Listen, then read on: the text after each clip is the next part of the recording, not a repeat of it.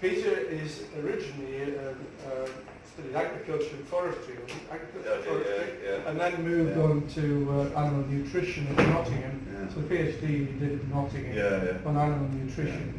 And obviously then beyond that, farming systems have been your interest in modelling. Places animal and crop related. Is that the gist of it? Yeah. Got it about right again. Rarely do. Okay, so I think I won't say any more because I don't know any more. But here we are. I'll hand over to you, and very, very happy to have you here. Thank you. Thanks, Eric. This is only my second TAA meeting, so basically I got nobbled at the last one. I can't give a talk on the second one, but I don't kind of mind that at all. Thanks, Eric. You told me that you said to me before this, what you just said now, that most of the people here are kind of coming from quite a strong crop background, and I'm kind of looking at Bill and Liz and Ian, and I suspect Jim Ellis-Jones knows more about livestock than he lets on. So, I apologise if some of this is a little bit simplistic, but I hope it will stimulate some sort of discussion. So there's quite a lot of reasons why we shouldn't forget livestock. There's quite a lot of livestock in the world. There's enough chickens for every human on the planet to own 3 if they wanted to. And the reason they're there is because of the contributions that they make to people's livelihoods, which I will expand on pictorially in a moment. This is from Phil Fulton's work in 2010, which is the most recent kind of trend analysis that I could find.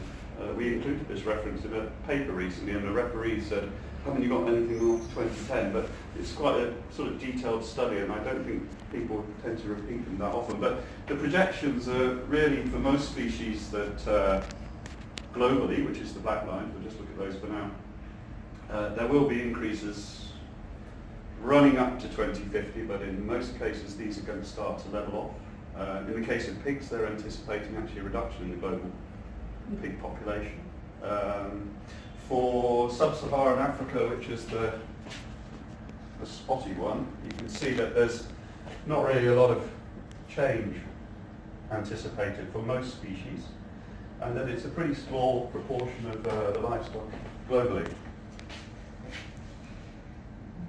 So, where are they? I'm just going to give the example of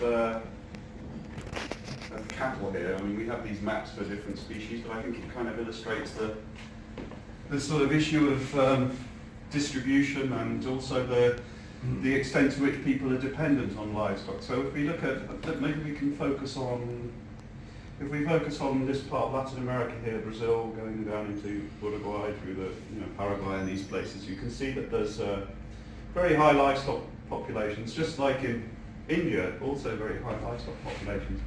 But if you think of that in terms of the importance to human beings, you can see a very different picture when you look at this per capita livestock population. So in Brazil, you've got a very high per capita population. In India, the picture changes completely. There's so many people in India that the number of livestock per capita is very different. That doesn't mean it's any less important. What it really reflects is this kind of difference in livestock systems. Yeah? So what we're talking about here is in Latin America, you have these extensive systems, cattle production systems that most people know about. In India, you've got this much more intensive engagement with livestock. So this is the family with all families having a few livestock to support their own needs. So what we try and do as a kind of first cut when we look at livestock is to try and characterize these systems to some extent. Now, that doesn't mean for one system there's one solution, of course. We have to look at the diversity within those systems, but it helps as a first cut for us at least to look at the difference between extensive systems and intensive systems. So these intensives tend to be grass or forage based. There's very little use of supplementation, and they can look very different within that. A Maasai pastoralist is very different from a dairy farm in New Zealand, which in its turn is very different from a beef ranch in Iowa or somewhere like that. Then when we get into the intensive systems, there's kind of even sort of, there are some clearer stratifications there. So obviously, a lot of the time when non-livestock people think of intensive production, they think of an intensive broiler unit, a piggery, a kind of cereal-fed beef or something like that. This kind of industrial scale intensive system. But some of the small-scale systems that the sort of farmers that we work with are also very intensive. You can have these specialised dairy systems like you'd see in Kenya and much of East Africa now. In India, this is a common system. In Southeast Asia, you have these pig and poultry units that, I call them semi-intensive here, but they're really quite, in terms of resource use, they're quite intensive systems. And then you get the systems that I'm probably most familiar with, that I've worked most with, the kind of mixed farming systems where livestock are a really integrated part of the system, and all of the resource flows around the system are often mediated by livestock. And if you actually start looking at the resource use efficiency of these mixed farming systems, it's very, very high, so you have to classify them as intensive also. Okay, so I just kind of put together a load of pictures, and I hope that as I talk to them I might illustrate some of the features of livestock that are somewhat unique and not readily delivered by other components of farming systems. So, when we think of livestock, the first thing we think of are the sort of obvious livestock products. There's milk, and this can be produced by cows in Israel at more than 40 litres a day, or by cows in India that are producing 2 litres a day. Meat, this is in Cambodia. So again, meat, like milk, is a highly nutritive product that, when combined correctly with other foods, is the basis of a good, high energy, highly nutrient dense diet for human beings. Of course, we've had the issues of overconsumption and poor dietary management, but the livestock products contribute protein, probably the most effective contributor of high quality protein to human diets. But there's other products that, and particularly in the mixed farming systems, that contribute a lot to the overall productivity of the land that's being farmed. So this is in India here, and you can see some inputs to livestock production in the background, but you can also see the use of manure here in 2 different forms. So this is a composted manure for soil fertility, and this kind of dung caked for fuel. And often you find that those two, there's obviously some sort of balance going on here in this farm, but often in a situation like in Ethiopian highlands particularly, you find that there's quite a lot of competition for fuel use versus soil amendment use. And that's all dependent, the outcome of that is all dependent on what a particular household's priorities are. So it's not showing up very clearly here, but I was trying to show that often this kind of cycling of products within a system is not even managed. So this sheep here is actually fertilising the grass. I didn't notice when I took the photo, but so this is going on in these systems. This is in Northamptonshire. It's a very different kind of system, but we still have these kind of contribution of livestock to the overall system dynamics. Okay, power. There's an awful lot of interest in small-scale mechanisation in a lot of countries now, and using these small Chinese, Indian hand-operated tractors, and they have some wonderful benefits, and they're multi-use. You can use them for land preparation, you can use them for seeding, you can use them for water pumping. They're great things, but we still see everywhere. We see animals being used for tillage. We see them being used for things like, this looks like they're eating crop residues, but they've actually been threshing. This is mediocre. They kind of walk them around in circles, and grain is separated from the, this is a bit croppy for me, so I don't really understand what they're doing, but this is how the grain is separated from the stalks. They're used for transport. This is, again in India, crop residues being carted around by a couple of oxen. Human transport in Ethiopia. You see a lot of equines in Ethiopia. It's a pretty miserable day there, but they're pretty. This is down in sort of Bali market day. There's some stuff on the back of the cart as well. Or you can go to the Appleby Fair and see them racing along the roads, hurtling along at great speed. I mean, this is global. The animals are used in all of these different situations. If you haven't got a cart, you can still pile up a donkey with. I'm not sure where that is. I think that's probably in Ethiopia as well. But you see some of these donkeys. There's 13 million donkeys in Ethiopia. And just think how many that is. Every farm has a donkey virtually. Some have several.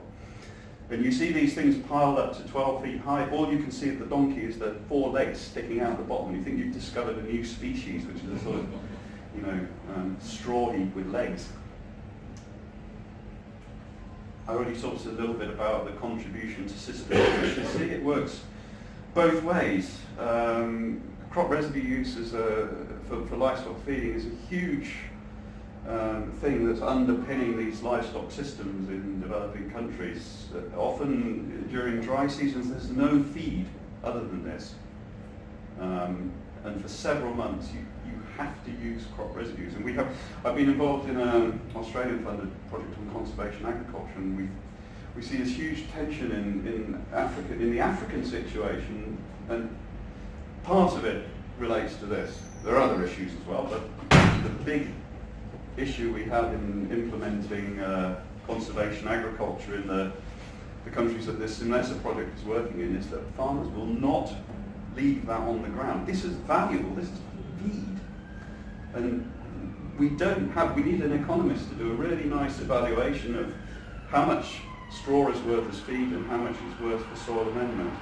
And with the economic and social constraints, we'll really struggle to promote CA. I mean, there are other issues as well. There are gender equity issues and all that sort of thing. So it's used for cattle, for sheep as well, more of which later. Okay, now I'm going to argue that this is the most efficient agricultural system you'll see anywhere. This is backyard poultry. So there's a kind of scruffy local breed. It might have had a cross in there somewhere 2 or 3 generations back. She's got 1, 2, 3, 4, 5, 6 chicks there. So some of them are going to die, some of them are going to get stolen, but if even one of those ended up on someone's table, this system has, I would argue, has virtually infinite efficiency because there are no inputs to that. So if you get any output at all, if you get 1 egg, this is like a perpetual motion machine. So you won't find a more efficient system than that, I would argue. And you may argue back when we have a discussion. Bill's laughing, he's obviously got something to say about that. Okay. Look at this. I mean, that's magnificent, isn't it? Look at that. That's not a working animal. I'm sure it does work. I'm sure sometimes it pulls a cart, but this is someone taking pride in their animal. It takes quite a while for that guy to dress that. Well, I don't know where he's going. This is also in Ethiopia, in the southern region, but that says something about a relationship between a man and his animal. They use this would be in Thailand or Laos, I think, I can't remember, but these sort of livestock products are really embedded in the kind of cultural systems that people, belief systems that people hold. And I think this is a very, very local style buffalo in India, but the reason its horns are painted orange and not so it glows in the dark is because it participates in cultural festivals and all sorts of things. Camels. Camels are, I don't know very much about camels, but they they seem to fill all sorts of niches, and this guy probably uses this camel for all sorts of work-related things, but also to make a few rupees on the beach in Gujarat. Multiple uses. This alpaca has a very valuable fleece, but this lady's been using it to fleece the tourists as well. So I mean, what an opportunity that is. Cost me $5 that photo. Some would argue it was not worth it. Okay. So this would be Takana, I think, near Takana somewhere. What cropping system would you put in there? But, you know, this guy is making a living, a livelihood from that landscape. It's quite extraordinary. Or you can stick llamas in this kind of offering. This is actually in Switzerland, it's a bit cheap. I was on a walking holiday and came around the corner and they were a bit mean actually. I had to sort of beat a hasty retreat, but anyway, you can see this kind of thing that we're talking about.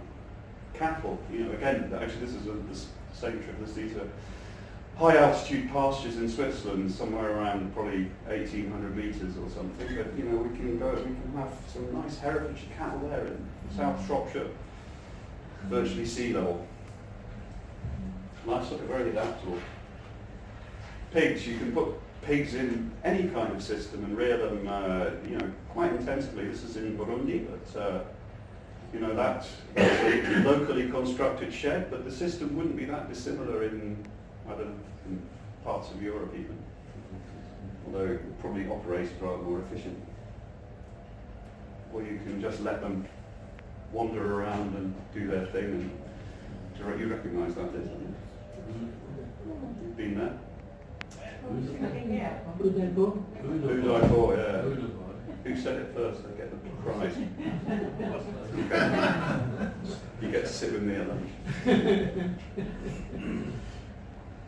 Livestock offer a lot of opportunities for women to derive a benefit that's independent of the overall household, or certainly under less influence of males. So this woman here was a participant in one of our projects in Ethiopia.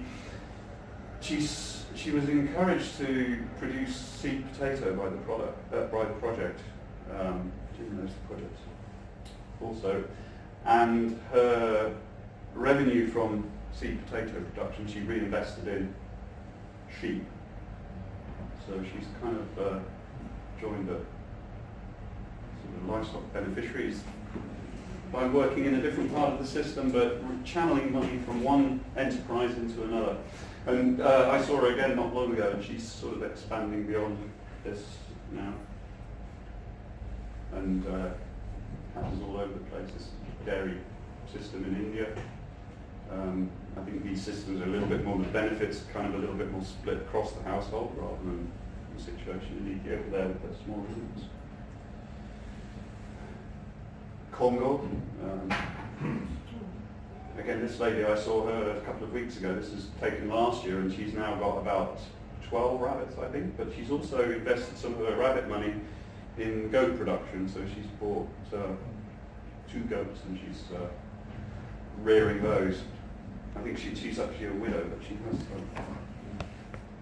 And finally, I mean, livestock just look good, don't they? I mean, look, there's young Giriraja chicken here in India, and Ankoli cow in Uganda. So, okay, you've got this cow here, and then you've got this really scruffy sort of maize bean intercrop. Which one looks better?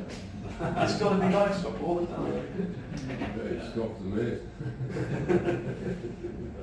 Probably, yeah. Okay, so yeah, well, okay, so it's not all. Well, livestock are wonderful, obviously, but there are issues, and you know, probably the most prominent at the moment is the whole greenhouse gas emissions question. So rather than ignore it, I thought I'd better talk about it. So this is kind of the one we're interested in. This is from the 2014, the most recent IPCC data. So it's AFOLU, which is agriculture, forestry and other land use. And you can see it's sort of just a little under a quarter of the direct emissions. And there's also a little bit of indirect CO2, which actually looks quite small to me, I would have thought, given sort of some of the impacts of land use change. Which, as we can see, whatever this is, brown bar at the bottom here is the big contributor from the whole sector. It's about half of the GHGs are down to land use change. Now, some of that land use change is attributable to livestock. I looked to see if I could find a definitive figure for the contribution of livestock to land use change related GHG emissions, and I couldn't. So it's somewhere between 0 and 100% if you calculate that, which is not terribly helpful. The other big GHG issue with livestock is the sort of direct results of enteric fermentation. And this is, an issue for livestock scientists to address. And in ILRI, the organisation that I've been working with for the last 6 years mostly, we do have a group who are working on GHG emissions from livestock. And we have a bespoke laboratory in Nairobi that's trying to quantify these emissions and look at the effects of mitigation measures that we might take. And there are a number of direct mitigation measures for livestock-related emissions. And obviously the biggest one is enteric fermentation, so that's the one we try to get to grips with. I mean, there are a number of kind of emerging technical solutions which will alter the fermentation in the rumen to reduce the impacts or the production and the impacts of the GHGs that are, emitted. I'm trying to be polite, which is mainly methane, of course. There are more indirect ways, so dietary manipulation, feed processing, combinations of different feeds, alter the rumen fermentation, so they alter the kind of profiles of the gases that are emitted. There are also emissions from manure that's improperly handled. This is probably more of an issue for the intensive units that I talked about earlier. So looking at ways of better management, storage, disposal of slurry, anaerobic digestion, which if done efficiently has the added benefit of actually being a source of fuel. And then there are other approaches based on breeding that can reduce breeds that have lower GHG emissions, either because of size-related factors or because of intrinsic factors. Health management, general husbandry, housing, they all affect potentially the environmental impacts of livestock in relation to GHGs. They're not the only challenges. I've already mentioned the contribution of livestock to deforestation. Can't argue that it's not significant. I'm not sure if I got that double negative right, but often a lot of the impacts of a lot of the mitigating approaches to these kind of problems are much more at the policy level. So we have initiatives like Red FS, like what do you call it when they payment for environmental services, that kind of thing. There are issues around intensive production and waste management.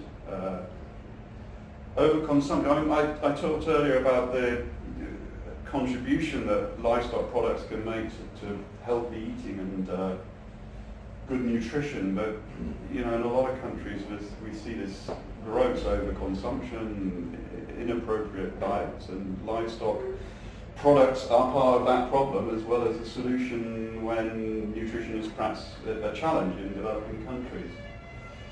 There's, the welfare concerns, public perceptions, misinformation, I think are kind of a bit linked, but people are aware that livestock production, particularly in the developed world, has not always operated to the most stringent welfare standards, and I think there's a lot more concern by official organisations relating to livestock about how we actually promote these welfare-friendly systems.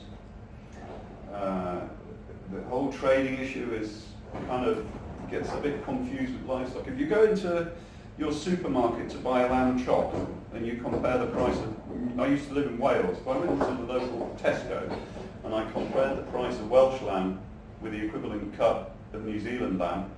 The New Zealand lamb was always about 20% cheaper. Now, to me that's an issue, and again it's a policy issue. Maybe it's not an issue we want to open up too much in the current sort of Brexit climate, but to me this is not sustainable. And then I missed one. Terry was telling me earlier about Machakos, where you have this conflict between livestock keepers and wildlife. This is another issue that's been, looked at for quite a long time. What are the opportunities that livestock offer us? Well, about 15 years ago, Chris Delgado and colleagues came up with this concept that there was a livestock revolution in the offing, and that increasing improved wealth distribution was creating a market for livestock products that wasn't there before, and that livestock keepers needed to respond to this. And this has kind of been happening really over the last 15 years or so. I'm not sure whether it's, Bill might comment later, but whether it's been happening as rapidly as we anticipated. But there are growing markets for livestock products which have this trickle-down effect on poor livestock producers, increasing income, creating employment opportunities through more managed livestock production, and the contributions to nutrition and health. Again, if diets are appropriately formulated for people, then through home consumption and also marketing livestock products, you can make impacts on nutrition. It's very difficult to measure in terms of a sort of impact assessment, but it can be done. As I said before in the pictures, livestock can contribute to gender equity, because a lot of livestock activities are very suitable for women to engage in. And then this concept of the livestock ladder, it has been somewhat discredited, but this is the idea that people start with small livestock, with poultry, with rabbits, with guinea pigs, whatever, wherever you are, and then they earn money and they purchase a pig or something, and then they gradually intensify like this. Now, some kind of observers would say, well, this is pie in the sky, this doesn't really happen. But I think we have enough evidence in some situations. Livestock does provide this kind of ladder out of poverty that people can progressively engage in. So I think that's quite difficult to do with crops. Perhaps with high-value crops, and fruit trees and things like that, you can have a similar kind of thing going on. But livestock does kind of offer this progressive development ladder. So I think really I wanted to stress, I came here with the brief of kind of delivering a polemic for livestock, and aren't livestock wonderful? But I think that obviously, because I've worked with livestock for all of my career really. But livestock are part of farming systems. The kind of farmers that we work with, they don't sort of get up in the morning and think, I think I'm going to manage my livestock this morning. They manage their system, and they're always looking at the requirements of all parts of the system and how they can best benefit from that. So in this Africa Rising project that we've been operating in the Ethiopian Highlands over the last 6 years, we've very much looked at livestock as part of the farming system, and we've looked at other key entry points, these 7 key entry points that we think can contribute to intensification of the system, and we've been looking at how livestock issues relate to these other potential entry points. And I haven't got a lot of research to present here, but I think this is one output from this project where we looked really at the kind of trade-off between the first 2 of those entry points, which was feeding foragers and improved crop variety. So this particular piece of work came in with the notion that this traditional system of fava bean production here was compromised very much by the presence of these weeds, basically, smothering of the bean crop with weeds. So the plant breeders came in and said, well, we're going to improve this system, which they duly did. So, you know, perhaps, you know, taking less of a systems perspective, that would be regarded as the improved system. But the problem is, this is not a bean plot. This is a plot that's producing beans, but it's also producing livestock feed. Now, some of that feed is coming from the bean balls, but some of it's coming from these. They're not weeds. This is a kind of de facto forage bean intercrop. So, when you take into account, if you take into account grain, well, there is a bit of an improvement, not as much as I would have expected. But when you take into account the feed yield, we're taking quite a hit by practicing this improved system. And if you value it, you'll see that actually this system and this system, the returns, the economic returns, are very similar. So taking a systems perspective, bringing the livestock into the equation, we come up with a completely different solution. We come up with a redesigned, this is forage oats in here, along with the beans. We're increasing the feed yield overall. We're slightly increasing the grain yield. Again, these are not great results for grain. But overall, the net return per hectare is substantially increasing. So, what I'm trying to say, not terribly eloquently, is that if you don't think about livestock, you run the risk of not really delivering an adoptable solution. So, that's most of what I want to say. The last, I've sort of rambled on a bit about very much in terms of generalities about livestock and then my own perceptions, and many people might agree with them, but I thought at least one slide. I was in Congo 2 weeks ago with an economist colleague of mine who trundled up to a farmer and started saying, what benefits do you derive from these sheep? It's a goat. Okay? So, I've done it. The other one to get confused, I don't know if people are familiar with Ethiopia, there's a crop in the southern region called enset. And on your first visit, you drive through these extensive enset plantations. I did this myself. So, gosh, there's a lot of bananas here, because it's called false banana, just like a banana. If you want to retain your credibility with a small ruminant farmer, you need to know this. So, that's a sheep. It's got a docked tail, so sometimes they say, well, a sheep's tail is longer than a goat's tail, but it's not, because it's been docked. So the sheep goes down and the goat goes up. So if there's one useful thing, some people know this already, I'm sure. You know. Now say that you came to this talk and you learned something useful. Yeah. Okay, that's all I've got to say.